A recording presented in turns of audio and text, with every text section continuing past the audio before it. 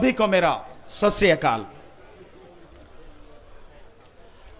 आपने कुछ दिन पहले एक चीख सुनी थी, चीख अंबानी की सुनी चीख आपने, जो TRAI में telephone regulatory authority of India में जाके उसने कहा है कि वोडाफोन और एयरटेल वाले ये हमारे जियो के सिम को जो है पोर्ट करवा रहे हैं, उनके खिलाफ वो दी है। अबे उनके खिलाफ काहे को दे रहा, हमारे खिलाफ देना, इसे करवा तो हम रहे हैं ना, क्योंकि हमें तुम्हारी नस मालूम है जिसे दबाने से तुम्हारी चीख निकलती है, और हमने अब वही काम शुरू किया है। ये बहिष्कार इतना बड़ा और इतना सशक्त हथियार है, मैं दावे के साथ कह रहा हूं, जिस दिन हमने पूरी तरह से इस बहिष्कार को कर दिया, न केवल प्रधानमंत्री की कुर्सी चली जाएगी, इस देश में जो समझ रहे हैं देश को अपनी जागीर, इन उद्योगपतियों का भी पत्ता साफ हो जाएगा। यही है हमारे पास हथियार। इसीलिए मैं बार बार हर मंच से यह बात कहता हूं, अंबानी के जितने भी उत्पादन हैं, जिस पर भी रिलायंस लिखा हो, जिस पर भी कुछ भी हो, हमें वो खरीदना नहीं है। जिस पर भी अडानी का फॉर्च्यून, तेल हो, अनाज हो, आटा हो, और चाहे जो भी उसके प्रोडक्ट हो, सबका हमें बहिष्कार करना है। एक फार्म पिक करके सेब आता है ना, फार्म पिक यानी सीधे बागानों से तोड़ के और लोगों तक पहुंचाया जाए, फार्म पिक, वो अडानी का ही है। चीख उसकी भी निकलनी चाहिए जैसे अंबानी की निकली है। इन सब का बहिष्कार। और एक लाला रामदेव है ना, लाला बाबा नहीं है, मैं तो बाबा नहीं कहता उसको, लाला है आज की तारीख में। ये लाला रामदेव जितने भी पतंजलि के उत्पाद हैं और जितने भी रुचि सोया के जितने भी प्रोडक्ट हैं, हर किसी का पूरा बहिष्कार करना है। हम में से हर बैठा हुआ साथी कम से कम अपने रिश्तेदारों को तो कह ही सकता फोन करके, देख भाई तू कुछ भी ले पर इनको मत ले, इनकी दुकान पे नहीं जाना। अगर हमने सबने ईमानदारी से यह काम किया तो आप मान लीजिए, मैं बहुत सीधी बात कर रहा हूं, व्यक्ति की ये रीढ़ टूट जाती है ना, ये रीढ़, खड़ा नहीं हो सकता, नीचे ही गिरना है। इसी तरह से ना केवल अंबानी, अडानी और लाला रामदेव नीचे गिरेंगे, ये मोदी सरकार जो बंदर की तरह मोदी जी उछल कूद कर रहे हैं ना, कभी गुजरात जाते हैं, कभी मध्य प्रदेश जाते हैं। एक कहानी मुझे याद आती है मोदी जी की उछल कूद को देख के। एक बंदर को एक जंगल में जो सारे के सारे वहां के जानवर थे, उन्होंने नेता बना दिया। नेता बना दिया बंदर को, कह रहे यार शेर वेर को तो बनाते रहते हैं, इस बार बंदर को बनाओ। नेता बना दिया। अब एक बार दिक्कत हो गई, कोई समस्या आ गई, तो नेताजी को पकड़ के लाए, चल भाई। तो नेताजी आए, और नेताजी कभी इस पेड़ पे, कभी उस पेड़ पे, कभी इस डाल पे, कभी उस डाल पे, कभी इधर जावे, कभी उधर जावे। समस्या का समाधान नहीं, कुछ भी नहीं, क्योंकि वो वहां नहीं जा रहा जहां समस्या की जड़ है, वहां नहीं जाए। और कहता भाई मैंने उछल कूद तो बतेरी करी, क्या करूं यार, मैंने तो तुम्हारे सामने ही था, खूब उछल कूद करी, अब नहीं हुआ काम तो मैं क्या करूं। यही मोदी जी का हाल होना है। मोदी जी कान खोल के सुन लो, तुमने अगर इस देश के चंद उद्योगपतियों को गुलामी मंजूर कर ली है तो कर लो। हम न तो गुलाम थे, न हम गुलाम हैं, और न ही गुलाम मरेंगे। आजाद थे, आजाद हैं, और आजाद ही मरेंगे। और आपकी आवाज में इतना दम है, माननीय सर्वोच्च न्यायालय भी आदेश पारित करने से डर रही है। देखा ना आपने, अदालत ने कह दिया हम किसी हालत में किसानों के आंदोलन को उठाने का कोई आदेश नहीं देंगे जब तक उन्हें सुन नहीं लेंगे। क्यों? क्योंकि अदालत को भी यह एहसास हो रहा है कि किसान सही हैं।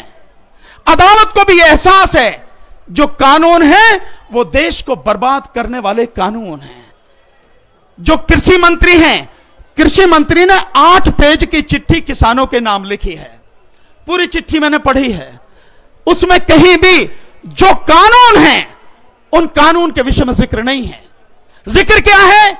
कांग्रेस, अपोजिशन, ये लोग अपनी राजनीति कर रहे हैं और अन्नदाता के पीछे खड़े होकर इस देश को बर्बाद करने की बात कर रहे हैं।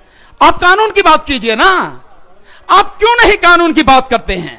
आप इधर उधर क्यों जा रहे हैं? आप सीधे सीधे बताइए इस कानून में क्या है, सीधे बताइए भाई। 11 पेज का आपका कानून एग्रीमेंट वाला है और आपका 10 पेज का कानून वो है जो आप निजी मंडियां ला रहे हैं और 2 पेज का एसेंशियल कमोडिटीज एक्ट है।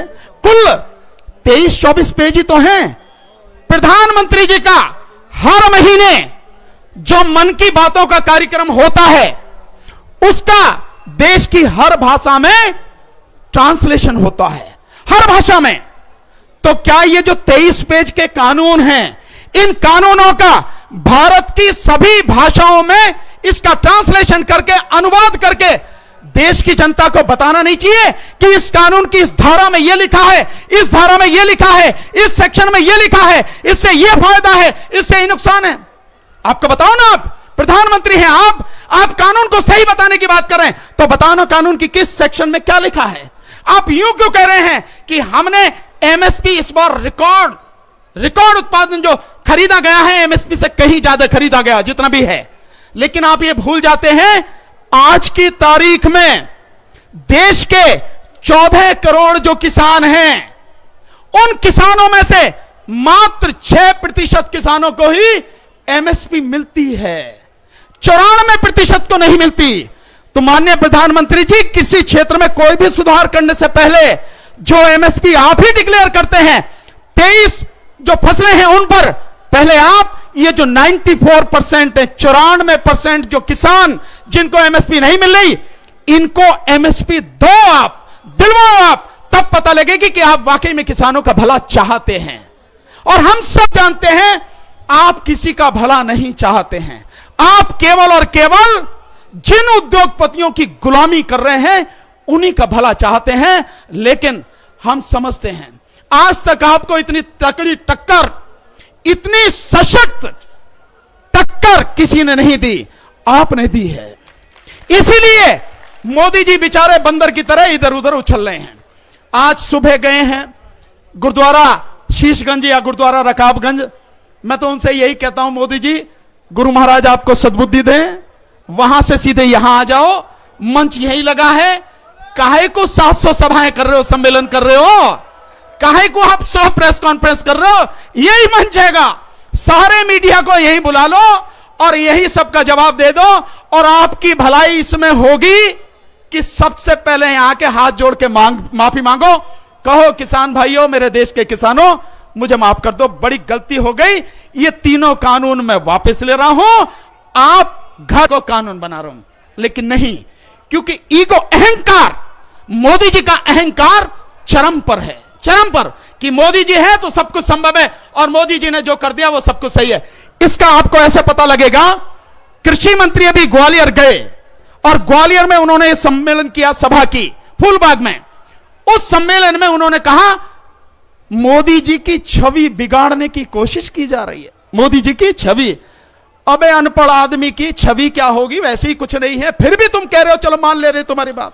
मोदी जी की छवि, दुनिया थू थू कर रही है, किसान सड़क पर है, भूखे मर रहे हैं लोग, देश को कोरोना की आड़ में बर्बाद कर दिया, और मोदी जी की छवि, प्रभु कोई बात नहीं, आपकी छवि, और कहते हैं कि मोदी जी की छवि खराब की जाएगी, सरकार चुप नहीं बैठेगी।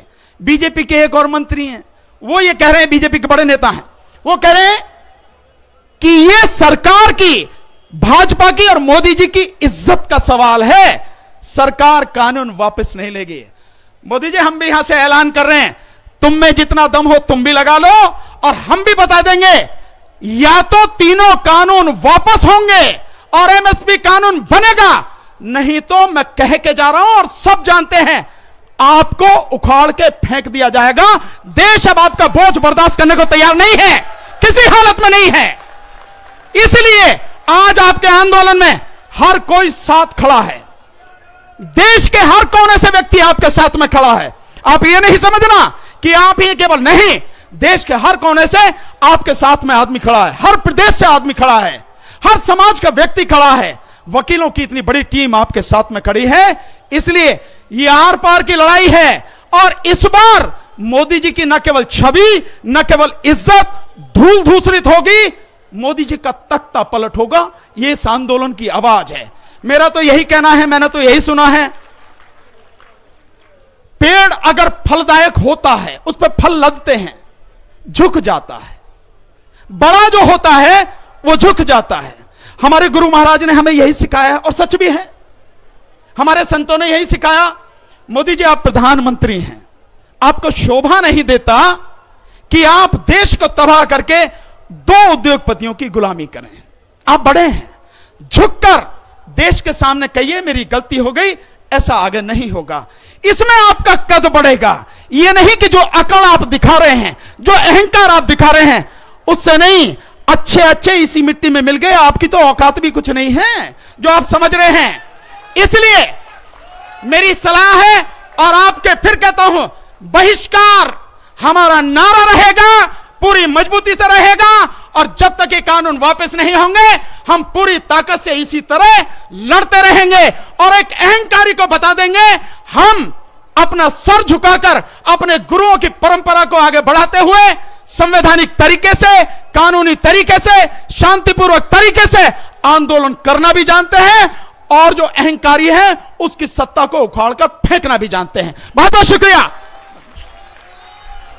बहुत बहुत धन्यवाद जी एडवोकेट साहब का। हुण मैं बेनती करांगा अगले बुलारे कृष्णपाल सिंह संपादक किसान पीड़ा न्यूज़पेपर तो वो 1 मिनट के लिए माइक